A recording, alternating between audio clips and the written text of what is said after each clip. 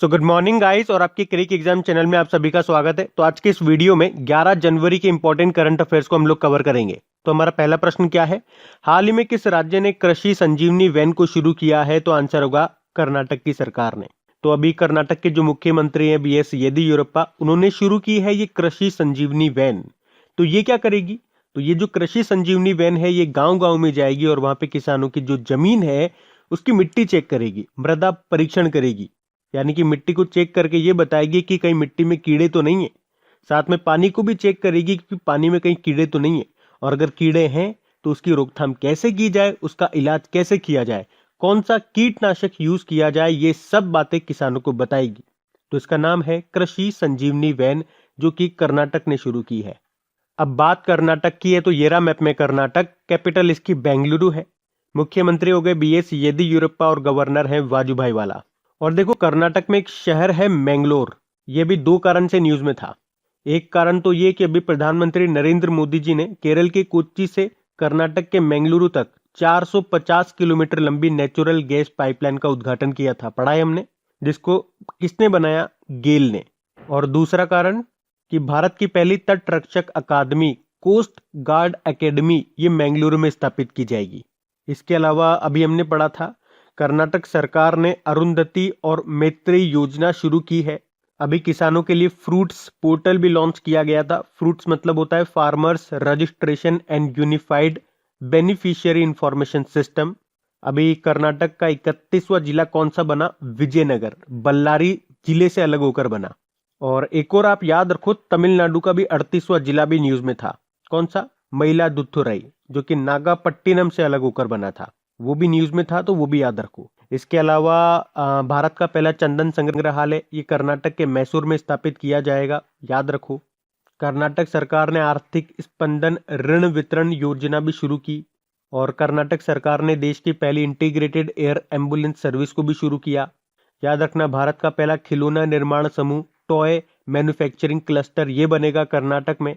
और कर्नाटक में आपको मिलेगा हुबली स्टेशन, जहां पे दुनिया का सबसे लंबा प्लेटफॉर्म बनाया जा रहा है, जिसकी लंबाई है 1400 मीटर। वैसे हुबली स्टेशन का नाम बदल दिया गया, किनके नाम पे रख दिया गया? श्री सिद्ध रूदा स्वामी जी के नाम पे। और यहाँ पे एक और रेलवे स्टेशन है, हावेरी रेलवे स्टेशन, उसका नाम भी बदल दिया गया। उसका नाम बदल करके महादेवप्पा मेलारा के नाम पे रखा जाएगा। तो ये भी याद रखना। बढ़ते आगे।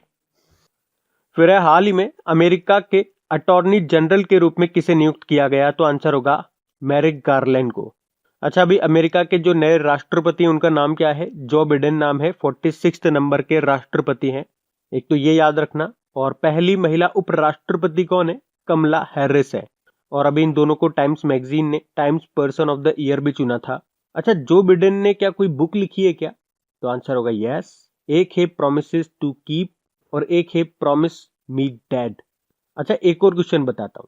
ये जो सुमोना गुहा है, अभी जो बिडेन ने भारतीय अमेरिकी सुमोना गुहा को साउथ एशिया के लिए सीनियर डायरेक्टर बनाया है। तो इस तरह के जो नाम होते हैं ना, जो भारतीय मूल के हैं और इनको कुछ बनाया गया है, इंपॉर्टेंट पद दिया गया है, तो इनके नाम इंपॉर्टेंट हो जाते हैं। बाकी एंटनी ब्लिंकेन ये अमेरिका में नए विदेश मंत्री बने। और डॉक्टर राज अय्यर के बारे में हमने एक दो दिन पहले ही पढ़ा था कि अमेरिकी सेना के पहले मुख्य सूचना अधिकारी बने हैं, ये भारतीय मूल के हैं। अच्छा, भारत अमेरिका के साथ कौन कौन सी एक्सरसाइज करता है? अभी हमने किया था मालाबार नौसैनिक अभ्यास। वैसे उसमें ऑस्ट्रेलिया और जापान भी था, लेकिन अगर अमेरिका, खाली अमेरिका के साथ बोलेंगे तो हम वज्र प्रहार करते हैं, युद्ध अभ्यास नाम का एक्सरसाइज करते हैं, और टाइगर ट्रैम्प भी करते हैं। तो ये भी याद रखना। बढ़ते हैं आगे। फिर है, हाल ही में किस नगर निगम ने शहर को पॉलिथीन मुक्त बनाने के लिए थैला बैंक शुरू किया है? तो आंसर होगा लखनऊ। थैला बैंक मतलब वो कपड़े के बने हुए जो थैले आते हैं ना, वो तो वो आपको यूज करने, वो आपको मिलेंगे 5 रुपए से लेकर 20 रुपए तक में। तो उसे यूज करो, प्लास्टिक की थैलियों को यूज मत करो। तो शहर में लगातार बढ़ते प्रदूषण को देखते हुए लखनऊ नगर निगम ने थैला बैंक शुरू किया है। अच्छा, वैसे लखनऊ से मैं आपको बता दूं, कुछ समय पहले लखनऊ नगर निगम ने पैसा जुटाने के लिए म्यूनिसिपल बॉन्ड भी शुरू किए थे। और इस तरीके से लखनऊ भारत का नवा शहर बना था और उत्तर भारत का पहला शहर बना था जिसने म्यूनिसिपल बॉन्ड शुरू किए थे। और म्यूनिसिपल बॉन्ड से ही लिंक करके आपको बता दूं कि भारत में म्यूनिसिपल बॉन्ड्स को बढ़ाने के लिए एक कमिटी भी बनी थी, सुजीत प्रसाद की अध्यक्षता में। और ये जो म्युनिसिपल बॉन्ड है उनको शुरू करने वाला पहला शहर कौन सा था पूछेंगे तो बेंगलुरु था। और इसी तरह से आपको बताऊं तो महाराष्ट्र का एक पिंपरी चिंचवाड़ नगर निगम है जिसने भारत के पहले सोशल इम्पैक्ट बॉन्ड को शुरू किया, तो वो भी आप ध्यान रखें। बाकी अभी आपको याद होगा देश का पहला स्की पार्क ये कहां पे बनेगा, हिमाचल प्रदेश के शिमला के कुफरी में। और देश का पहला बुद्धिस्ट थीम पार्क ये कहां पे बनाया गया, मध्य प्रदेश के सांची में। और देश का पहला फायर पार्क ये बना है उड़ीसा में, तो ये भी आप ध्यान रखें। बढ़ते आगे। फिर है हाल ही में अंतरराष्ट्रीय अखंड सम्मेलन एडुकॉन 2020 का उद्घाटन किसने किया, तो आंसर होगा रमेश पोखरियाल निशंक ने। तो ये एक एजुकेशन कॉन्फ्रेंस है जिसे बोलेंगे एडुकॉन, एजुकेशन कॉन्फ्रेंस, जिसका उद्घाटन किया हमारे शिक्षा मंत्री रमेश पोखरियाल निशंक ने। और इस सम्मेलन की थीम क्या रही, envisioning education for transforming youth to restore global peace. Hindi में बोलेंगे तो वैश्विक शांति को साकार करने को युवाओं में बदलाव के लिए शिक्षा की संकल्पना करना। तो इस सम्मेलन का उद्घाटन किसने किया, हमारे शिक्षा मंत्री रमेश पोखरियाल निशंक ने। अच्छा बताओ, भारत में हम शिक्षा दिवस कब मनाते हैं, नेशनल एजुकेशन डे 11 नवंबर को मनाते हैं। क्यों, क्योंकि इसी दिन स्वतंत्र भारत के जो पहले शिक्षा मंत्री थे मौलाना अबुल कलाम आजाद, उनका जन्मदिन होता है। और इंटरनेशनल एजुकेशन डे कब मनाते हैं, ये हम 24 जनवरी को मना रहे हैं। अभी एक आध साल पहले से मनाना शुरू किया है इसको तो हमने। अच्छा, रमेश पोखरियाल निशंक जी से आपको याद होगा अभी कुछ बुकें इन्होंने लिखी है, कुछ पुस्तकें लिखी है, जैसे कि मेरी प्रारंभिक कहानियां, और एक और बुक इन्होंने लिखी है मानवता के प्रणेता महर्षि अरविंद। तो ये दोनों किताबें लिखी है रमेश पोखरियाल निशंक ने। वैसे अभी इन्हें एक पुरस्कार भी मिला था जिसका नाम है अंतरराष्ट्रीय वायतन पुरस्कार, तो ये भी आप ध्यान रखना। बढ़ते आगे। फिर है हाल ही में भारत को यूनाइटेड नेशन सिक्योरिटी काउंसिल की किस समिति की अध्यक्षता करने के लिए कहा गया है, तो आंसर होगा एक तो तालिबान प्रतिबंध समिति, एक काउंटर टेररिज्म कमिटी और लीबिया प्रतिबंध समिति। देखो, यूनाइटेड नेशन सिक्योरिटी काउंसिल में 15 सदस्य होते हैं जिसमें 5 परमानेंट मेंबर होते हैं। कौन कौन, वो 5 परमानेंट मेंबर कौन कौन है, चाइना, अमेरिका, ब्रिटेन, फ्रांस और रशिया। और इसमें जो 10 होते हैं वो नॉन परमानेंट होते हैं जो 2-2 साल के लिए बनते हैं। तो अभी भारत 2 साल के लिए बना है यूनाइटेड नेशन सिक्योरिटी काउंसिल का नॉन परमानेंट मेंबर, जिसमें भारत 3-3 समितियों की अध्यक्षता करेगा। अब वो समितियां कौन कौन सी हैं, तालिबान प्रतिबंध समिति, काउंटर टेररिज्म समिति और लीबिया प्रतिबंध समिति।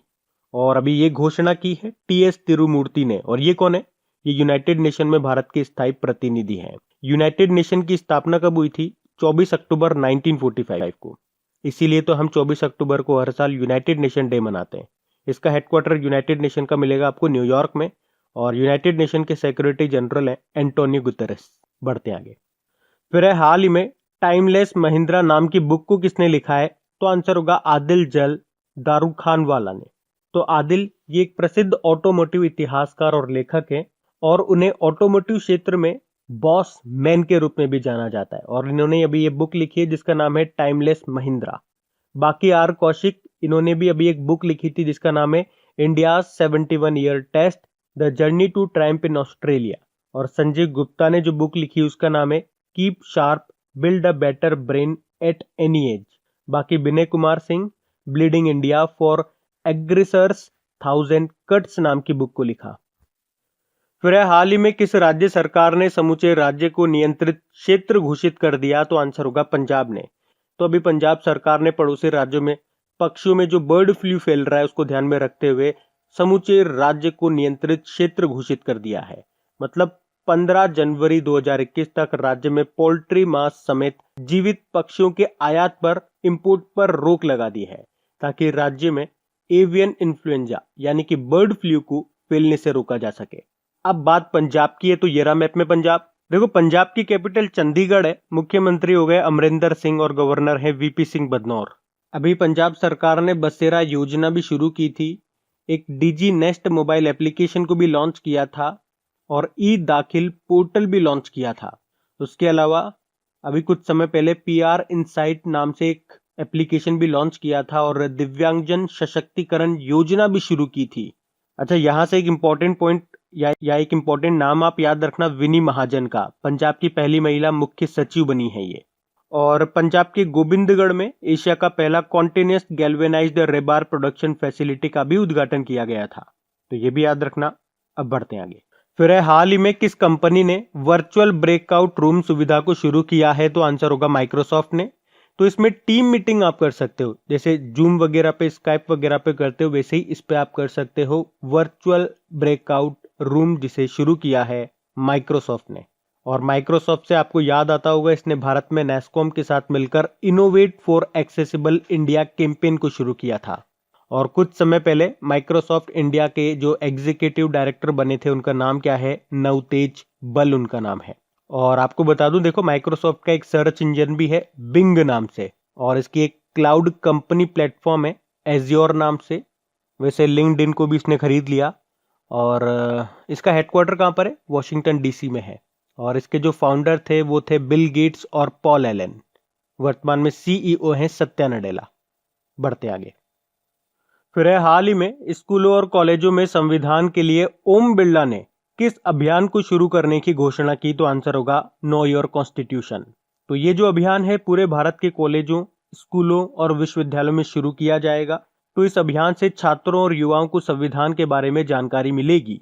और हमारे जो लोकसभा अध्यक्ष हैं ओम बिरला, अभी उन्होंने देहरादून में एक कार्यक्रम के दौरान इसकी घोषणा की है। तो इसका नाम है KYC, नो योर कॉन्स्टिट्यूशन। फिर है, हाल ही में विश्व हिंदी दिवस कब मनाया गया? तो आंसर होगा 10 जनवरी को। तो दुनिया भर में हिंदी भाषा के प्रचार प्रसार के लिए हर साल 10 जनवरी को ये वर्ल्ड हिंदी डे के रूप में मनाया जाता है। अच्छा, 10 जनवरी को ही क्यों मनाते हैं? क्योंकि नागपुर में 10 जनवरी 1975 में पहला विश्व हिंदी सम्मेलन आयोजित किया गया था। इसीलिए 10 जनवरी को हम ये विश्व हिंदी दिवस के रूप में मनाते हैं। इसे पहली बार 2006 में मनाया गया था। अच्छा, हिंदी दिवस भी दो होते हैं, एक तो ये वर्ल्ड हिंदी डे हो गया, और भारत में भी एक हिंदी दिवस मनाया जाता है। वो हम मनाते हैं 14 सितंबर को। और वो 14 सितंबर को क्यों मनाते हैं? क्योंकि 14 सितंबर 1949 को संविधान सभा ने हिंदी को राजभाषा के रूप में अपनाया था, इसीलिए। तो ये दोनों आप याद रखना, कंफ्यूज मत होना। वैसे आप कंफ्यूज नहीं होंगे, आपको पता है विश्व हिंदी दिवस सिंपल सा 10 जनवरी, और भारत में जो हिंदी दिवस होता है वो 14 सितंबर। अच्छा, जनवरी में अभी ज्यादा डे हमने नहीं मनाए, सिंपल से याद रखो 4 जनवरी को वर्ल्ड ब्रेल डे मनाया था। उसके बाद डायरेक्ट आ जाओ 9 जनवरी को, जो इंपॉर्टेंट है आपके एग्जाम पॉइंट ऑफ व्यू से, वो आपको याद करवा रहा हूँ। 4 जनवरी हो गया, फिर 9 जनवरी को प्रवासी भारतीय दिवस हमने मनाया, और अब 10 जनवरी को विश्व हिंदी दिवस मना रहे हैं। बढ़ते हैं आगे। फिर है, हाल ही में किस राज्य ने देश की पहली सोलर इलेक्ट्रिक RO सेवा को शुरू करने की घोषणा की है? तो आंसर होगा केरल। तो अभी केरल के जो गवर्नर हैं आरिफ मोहम्मद खान, उन्होंने विधानसभा में ये घोषणा की है कि वर्ष 2021-22 के दौरान देश की पहली सोलर इलेक्ट्रिक RO सर्विस को शुरू किया जाएगा। RO मतलब रोल ऑन रोल ऑफ। अच्छा, ये RO सर्विस क्या होता है? इसे मैं आपको डिटेल में और बहुत सिंपल तरीके से पहले भी आपको समझा चुका हूं। इसके लिए तो पूरा एक ऑडियो भी मैंने आप लोगों के लिए तैयार किया था। अगर आपने वो नहीं सुना है तो वो सुन लीजिएगा, उसका लिंक मैं आपको डिस्क्रिप्शन में दे दूंगा। तो यहाँ पे जो RO सर्विस की बात कर रहे हैं वो होगी देश की पहली सोलर इलेक्ट्रिक RO सर्विस।